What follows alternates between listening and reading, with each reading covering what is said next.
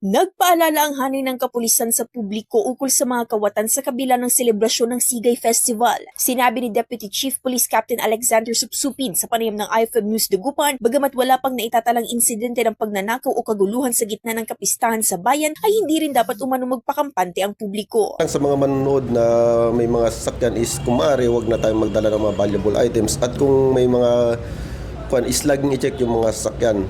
At the same time, be vigilant.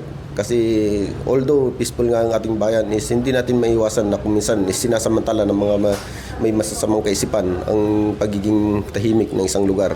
Nagtalaga na rin ang mga ito ng 3 grupo ng kapulisan upang mahigpit na mabantayan ang mga matataong lugar maging sa mga isinasagawang aktibidad. Samantala, ilan pang aktibidad sa kapistahan ay ang band showdown, dead and lair competition, commemorative program, religious procession at kalutan o dalanjud bali na bahagi ng ika-435th Foundation Day and Anniversary Celebration. Kasama mula rito sa IFM Dagupan, ito si Idol Joanna De Vera, Tatak IFM.